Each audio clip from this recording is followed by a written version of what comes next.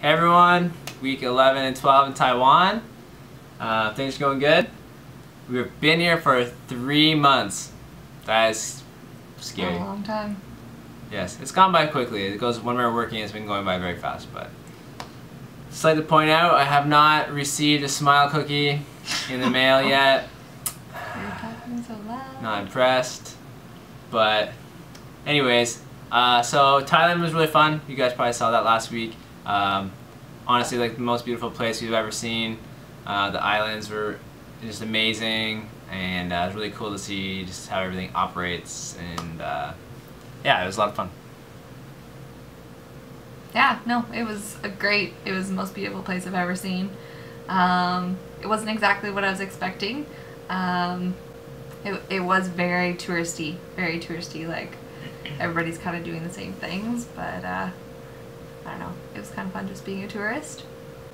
Yeah, highlight for me at least was definitely the petting the tigers. Got to play with the little tigers and stuff, and Yeah, it was like crazy once cute. in a lifetime kind of thing. So that was really fun. Jared's razor broke in Thailand, so Letting this grow.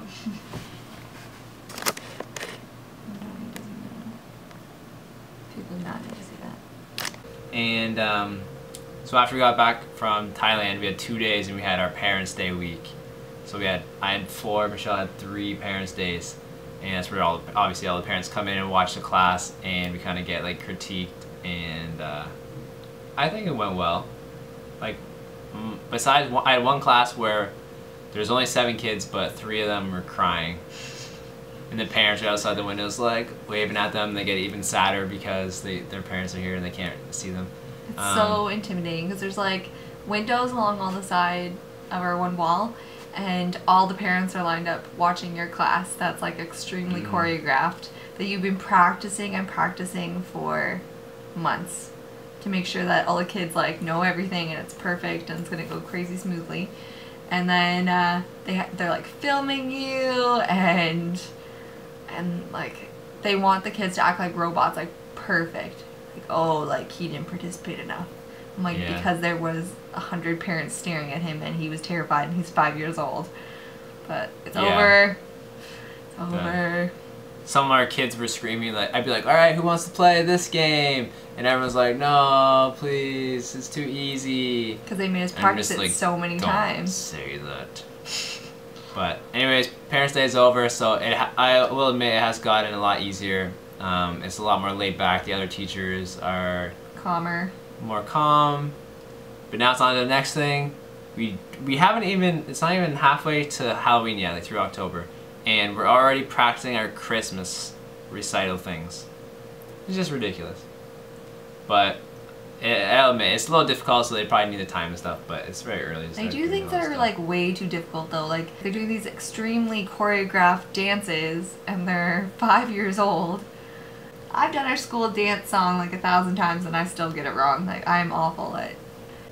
So, we haven't really, we've been taking kind of easy like the last few weeks after Thailand. Saving some money. Been trying to save a bit of money, and so we haven't done anything exciting. We have some plans in the next few weeks coming up that we will be doing some things. So we thought we would maybe answer a question this video. We've had a few people ask us how we got here, how we prepared for it, and what things we needed to do really to get this job. So we thought we would kind of just quickly go through it. To work in Taiwan as an English teacher, you need to have a university degree. So we did that. Then you have to have... No big deal, you know, we just did that. Then we did the TESOL course online. A lot of people recommend against doing the online class, but we weren't willing to spend $800 on a class that we spent $70 on, and they didn't think twice about it. So it worked out for us. It might not work out for everyone, but it worked out for us fine. Yeah, it was about 100. It was 150 hours. 150-hour it didn't course. take that long. Didn't take that long, but it was alright. it was good. It was a good refresher course Yeah. on like all the rules to English. It didn't exactly teach you how to teach English, but yeah, it didn't really teach you at all how to teach English, but yeah, a good refresher on your English skills. And then we went to Dave's ESL Cafe. It's a really popular website, but I personally find the site really unorganized, and I found it really difficult to use. So I actually found another site where we just made like a profile with our resume and our picture, and you got to pick which countries you wanted to apply to, and we just started getting offers for interviews rolling in. So people would offer us, like, want to do an interview with us. So we were able to research the school before we were able to say, oh yes, like we want to work with you. But yeah, the website is called seriousteachers.com, and yeah, it's really cool. You just make a profile, and we got a few responses, and we searched a couple, and we decided not to answer them. Then we answered this lady. When we answered them, we just didn't say we were interested. Yeah, and we weren't even really considering Taiwan, and then we got an offer from Taiwan, and we researched it, and we liked what we saw. We liked what we saw, and the money is a lot better than what we were being offered in other countries, because Taiwan does require a university degree and other countries do not, so it kind of undercuts how much you can get paid. So that was a big determining factor. Plus Taiwan is just really developed. When you're dedicating yourself to a year of living somewhere and you haven't been to Asia before, this wasn't that far of a stretch for us. It's not that different. It hasn't been that hard of an adjustment. Yeah, and I don't think it would have been that way for us if we were to have moved to Thailand, personally. Yeah. So we did our interview with this lady, and it went well. She liked us. We liked her over Skype, yeah. And she gave us like a contract to look over. We thought it was okay, so we basically set it up, and she said, okay, this is when we need you to start, or she asked when we could come. We agreed on a date, and then we had about a month and a half to get like everything in order.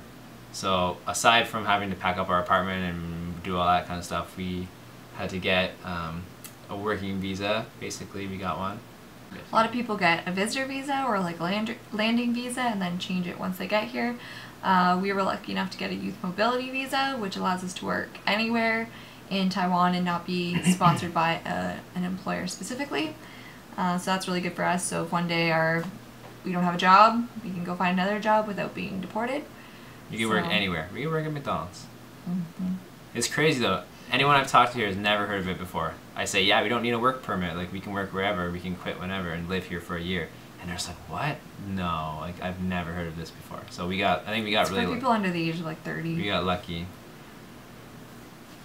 We got lucky because Michelle did a lot of work and research into visas while we were applying.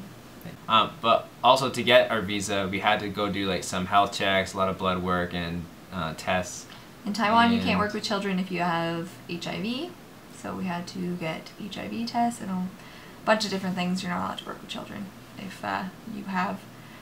You also have to be vaccinated for a lot of things, so they had to check for all of that. So that took quite a while. That was probably the thing that took the longest, actually. Yeah, and the lady our agent that found us the job, she has a real estate agent that tries to help us find somewhere to live. We didn't agree on a place before we came. But when we got here, we got picked up at the airport by someone from the school. Then they brought us to a hotel for a night, and the next day we went and looked for a hotel. The next day we went and looked for our apartment, and we had it the next day. Like, we literally moved in one day, so everything was quite smooth, and it was good. Sorry this video is so boring, but we have Halloween coming up and Halloween Massive, and we're going to Fat Boy Slim, so we'll have a lot to talk about in future videos. Sorry about the last video that you couldn't watch it on your phone. Really sucked, but hopefully you were able to watch it later on your computer. Thanks very much for watching, and we'll see you in a couple weeks. Bye. See ya.